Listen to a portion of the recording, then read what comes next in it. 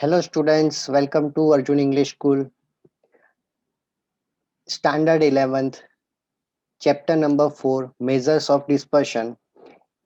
This is the second class for this chapter and now today we are going to start quartiles deviation and it is given in the exercise 4.2. Formulas regarding quartiles deviation that we have already completed in earlier class. Now from that formula today we are going to start exercise 4.2 question number 1 where observations 20, 32, 24, 41, 18, 27, 15, 36, 35, and 25. That's it. So these are the observations that are given and we have to find out quartiles deviation and coefficient of quartiles deviation. So now, first of all, here it is called ungrouped data.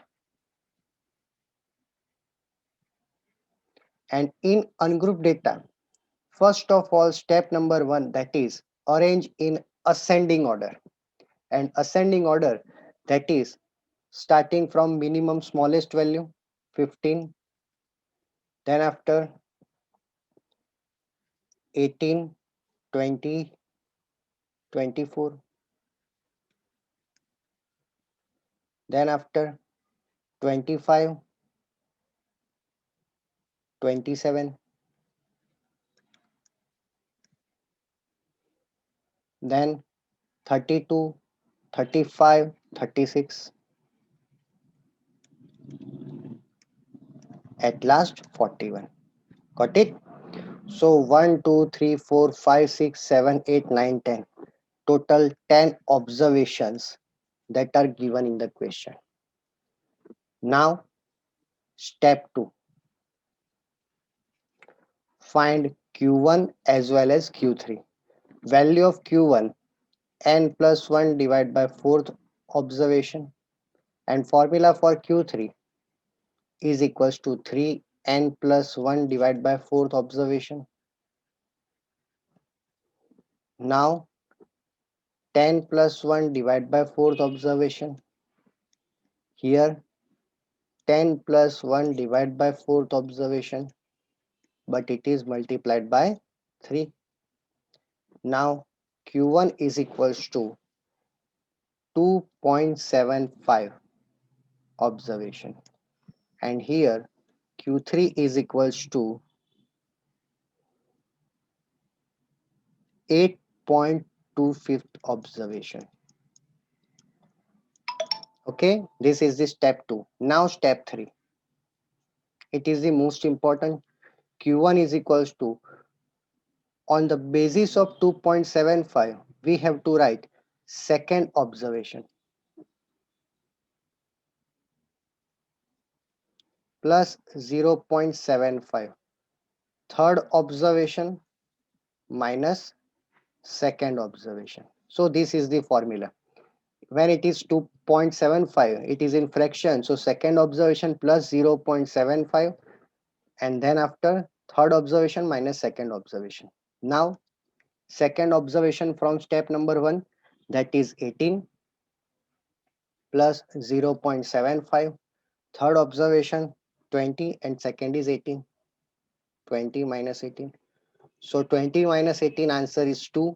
2 into 0.75 plus 18. So final answer is 19.50. This is Q1. Value of Q1. Okay. Then after Q3. Here it is 8.25th observation. Again it is in fraction. So first of all 8th observation plus 0.25 in bracket, ninth observation minus 8th observation. So in step number 1, 8th observation that is 1, 2, 3, 4, 5, 6, 7, 8. 8th observation is 35 plus 0.25. Ninth observation is 36 minus 35. So here final answer 1 into 0.25, 0.25 plus 35, 35.25. Simple. Now, finally, the formula for quartile deviation, that is Q3 minus Q1 divided by 2. Value of Q3 35.25, value of Q1 19.5 divided by 2. So Q1 is equals to, final answer is 7.88. It is for Q1. Now, coefficient of quartile deviation. Formula is Q3 minus Q1 divided by Q3 plus Q1. So value of Q3 35.25, value of Q1 19.5 divided by same value but the sign change. So here final answer is 0.29. That's it. So in question they have asked to find out quartile deviation as well as coefficient of quartile deviation. So here value of quartile deviation is 7.88 and coefficient of quartile deviation, that is 0.29. Got it? So now here I have completed question number 1 regarding ungrouped data for quartile deviation. Now I am going to start continuous data for quartile deviation. It is regarding in question number 3. So in question number 3, x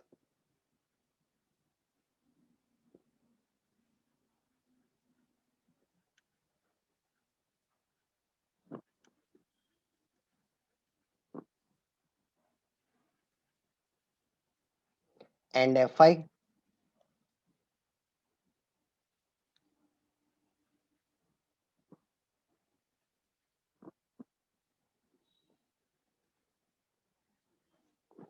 x and fi that are given in the question. Again, here they have asked to find out quartile deviation and coefficient of quartile deviation. So here it is the continuous data. So our step number 1, that is to find out CFI. It is based on FI. Accumulated value of FI 25 plus 40, it means 65, plus 80 145, plus 30 175, plus 25 200. So total is 200. That is called N. Now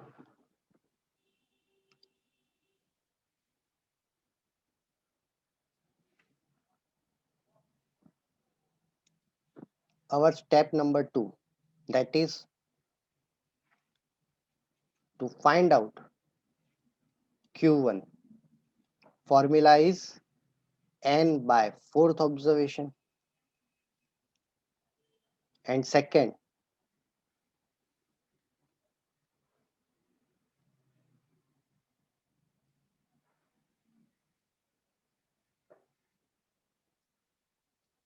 that is to find out Q3. Formula is 3 in bracket N by fourth observation. So now N, it means 200 by fourth observation. Value of Q1 is equals to 50th observation.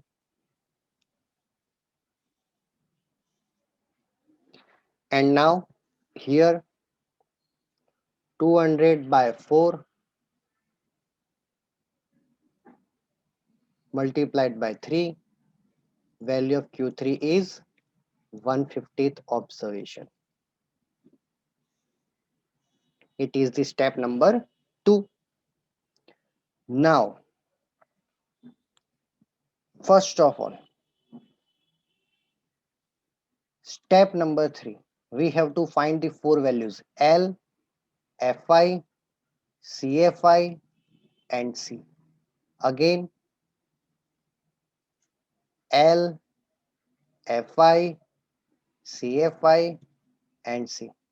Then after, formula for Q1 is equals to L plus N by 4 minus CFI divided by Fi into C. Here formula for Q3, L plus 3 N by 4 minus CFI divided by Fi into C.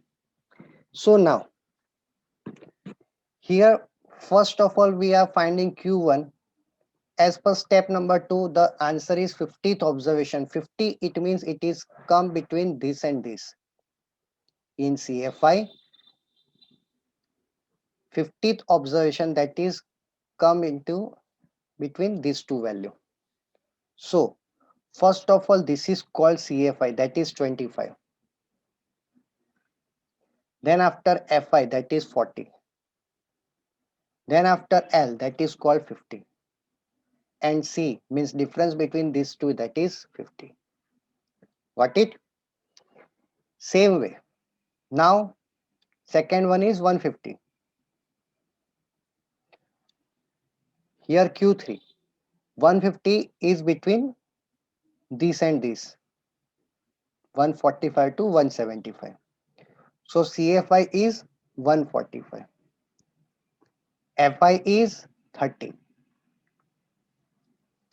L 150 and C means difference between these two, that is 50.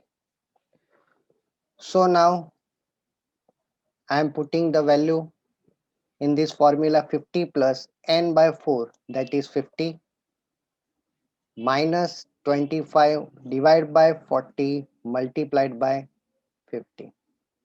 Now again L 150 plus 150 minus CFI 145 divided by Fi 30 multiplied by C, that is 50. Now remember one thing. First of all, we have to solve this equation first and then after add 50. 50 minus 25 means 25. 25 multiplied by 50 divided by 40, and then after whatever is the answer we have to add 50. So now value of Q1, that is 81.25. Okay, then after same way here, value of Q3, that is 158.33. At last, formula for quartiles deviation, Q3 minus Q1 divided by 2, Q3 minus Q1, 158.33 minus 81.25 divided by 2. Value of quartile deviation, that is 38.54. And finally, coefficient of quartile deviation, formula is Q3 minus Q1 divided by Q3 plus Q1. 158.33 minus 81.25 divided by same value but opposite sign, and final answer will be, it is 0.32. That's it. So now here you can see that it is a continuous class that are given in the question, and we have to find the quartiles deviation as well as coefficient of quartile deviation. So that's it. It is the final portion of quartiles deviation. Now next point, that is for mean deviation.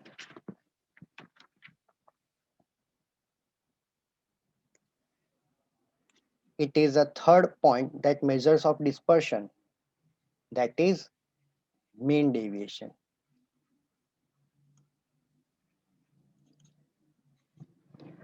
Here, in short, we call it as MD.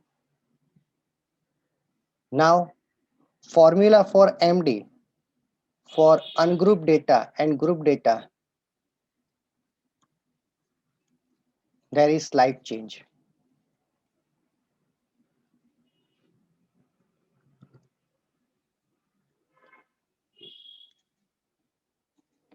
Here, formula for MD is equals to sigma x minus x bar divided by n. But here there is a sign of modulus. It is not a bracket sign. It is a modulus. Means whatever the answer in the modulus, final answer is in positive. Means even if the answer is -5, we write it as a +5. Even if it is answer is +5, we have to write +5. Means modulus sign presents that our answer will be always in positive sign. So it is called MD for ungrouped data. Here there is a slight change. MD is equals to sigma Fy in modulus xi minus x bar divided by n. Now, what are the tables? How many columns that we have to prepare first? Here it is ungrouped data, so only xi values that given in the question. From xi, we have to do the total, and then after we have to find x bar is equals to sigma xi divided by n. Then after, next column is xi minus x bar, and that is in modulus, and total of this, it is called sigma xi minus x bar in modulus. Okay, so only two columns that we have to prepare here when it is a data of ungroup. That's it. Now, what if the data are grouped, that is continuous? Then in continuous data, class X is given, Fi is given. So now we have to find out Xi. The next table is Fi Xi. Then after total of Fi, total of Fi Xi, and we have to find out X bar. Value formula is sigma Fi Xi divided by n. Then after Fi, sorry, then after next column is xi minus x bar in modulus, and at last Fi multiplied by xi minus x bar. So these are the columns that we have to prepare first. X, Fi, Xi, Fi Xi minus x bar in modulus, and at last Xi minus x bar in modulus multiplied by Fi. That's it. And total of these is called sigma Fi Xi minus x bar.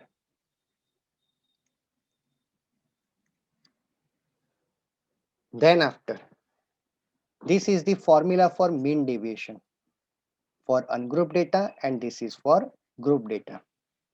At last, coefficient of mean deviation.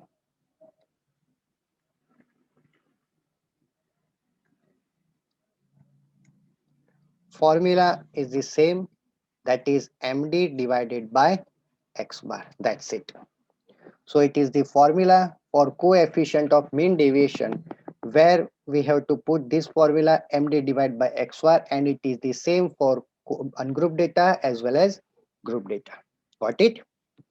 So now this session is over. From the next class, I'm going to start a new topic, mean deviation and its practical sums. Okay. So thank you. See you in next class.